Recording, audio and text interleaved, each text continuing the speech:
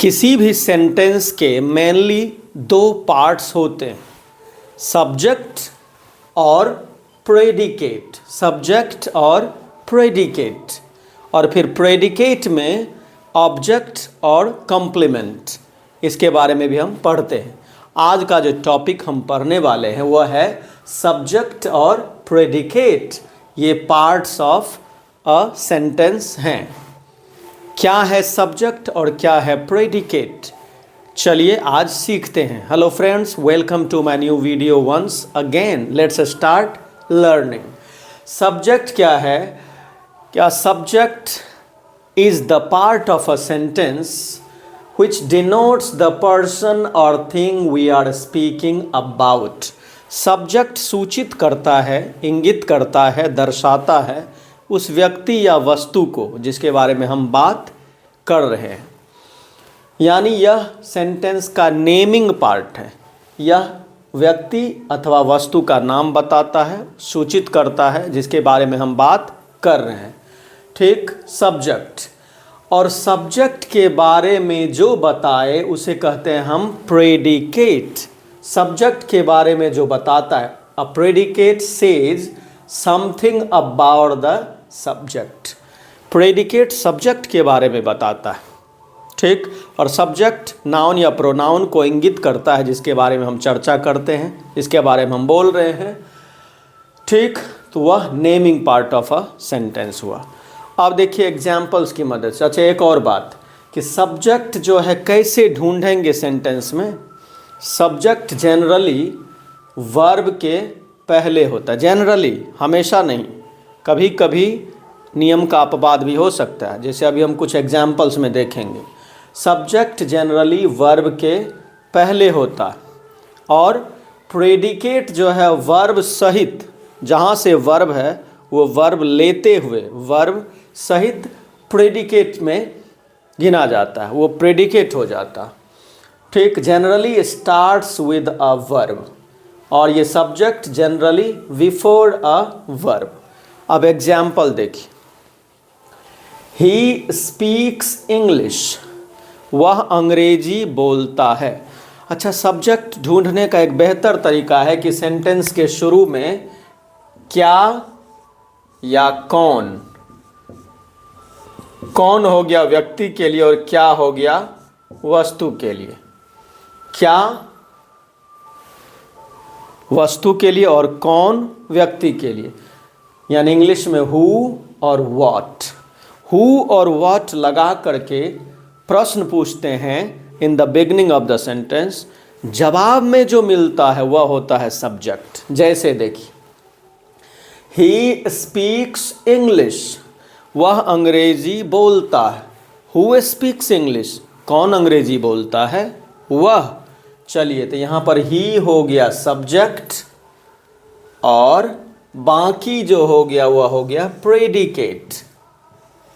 Predicate, यहाँ देखिए speaks verb है, वर्ब को लेते हुए आगे प्रेडिकेट हो गया। जनरली ऐसा ही होता।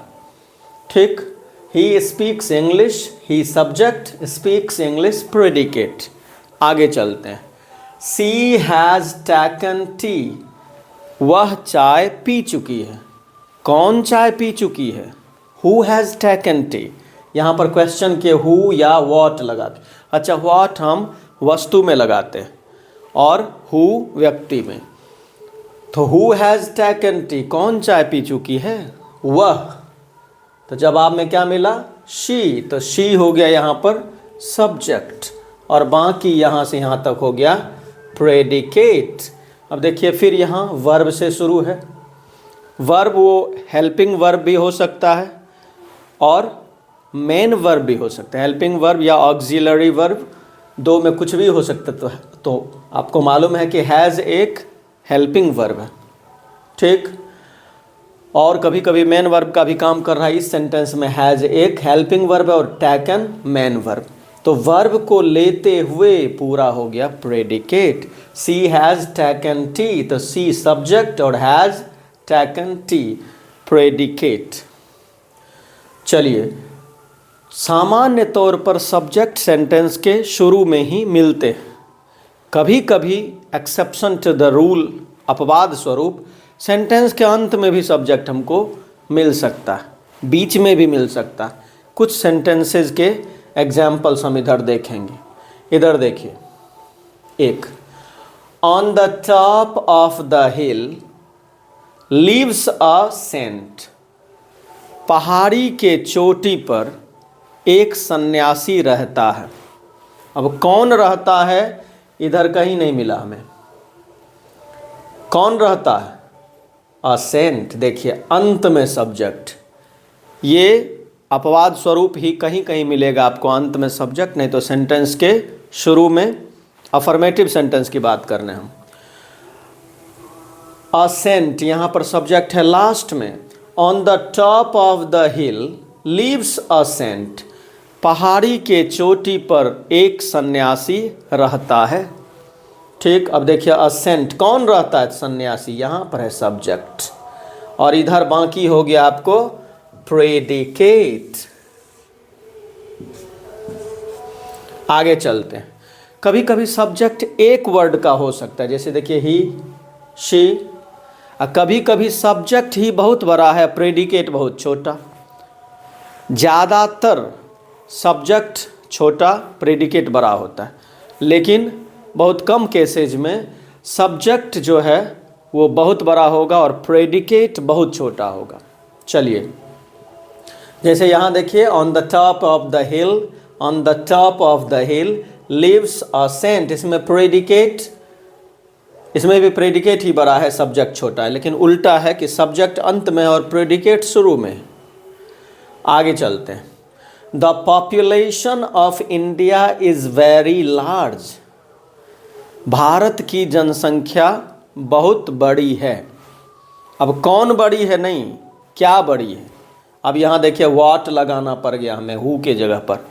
अब इसमें वर्ब खोजिए, यहाँ है वर्ब, इज वेरी लार्ज, तो वर्ब को लेते हुए आगे हो गया प्रेडिकेट, और सब्जेक्ट कहाँ है?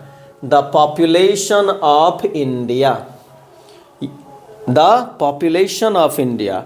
ठीक, सब्जेक्ट यहाँ से यहाँ तक है, द पॉपुलेशन ऑफ इंडिया, और इज वेरी लार्ज हो गया प्रेडिकेट, और द पॉपुलेशन ऑफ इंडिया हो गया सब्जेक्ट। आगे चलते हैं। यहाँ देखिए, the best boy of this class, इस वर्ग का सबसे अच्छा लड़का, इज मोहन, मोहन है इस क्लास का सबसे अच्छा लड़का। वर्ब यहाँ आके शुरू हुआ, यहाँ से यहाँ तक हो गया प्रेडिकेट, और यहाँ से यहाँ तक हो गया subject. The best boy of this class, subject is Mohan, यहाँ वर्ब है और वर्ब लेते हुए आगे मोहन तक प्रेडिकेट हो गया। अब देखिए इसी को हम उल्टा कर देते हैं।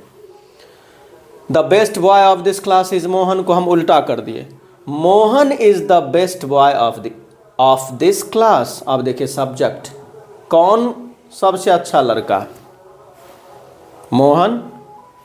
देखिए तो मोहन हो गया सब्जेक्ट, यहाँ इज है वर्ब, यहाँ से यहाँ तक हो गया फिर प्रेडिकेट, और यह हो गया सब्जेक्ट। कौन? तो मोहन। इसमें कौन का जवाब कौन दिया? The best boy of this class, यहाँ पर मिला, इसलिए यह सब्जेक्ट हुआ, यह प्रेडिकेट हो गया। अब चलते हैं, यहाँ देखिए,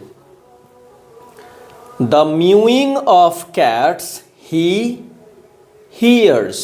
कभी कभी सब्जेक्ट बीच में भी मिलेगा आपको। द म्यूइंग ऑफ कैट्स, बिल्ली का म्याऊं म्याऊं करना, ही हियर्स, वह सुन लेता। बिल्ली का म्याऊं म्याऊं करना वह सुन लेता। कौन सुन लेता है? वह। यहाँ सब्जेक्ट है ही, और प्रेडिकेट इधर भी है और प्रेडिकेट इधर भी है। कभी कभी प्रेडिकेट दोनों साइड और बीच में सब्जेक्ट। आगे चलते हैं। The father of my friend has come, मेरे दोस्त के पिताजी। इसको ऐसे भी बोल सकते थे, माई फ्रेंड्स फादर, लेकिन ऑफ लगा के भी बनता। The father of my friend, मेरे दोस्त के पिताजी यह हो गया सब्जेक्ट। कौन? तो मेरे दोस्त के पिताजी।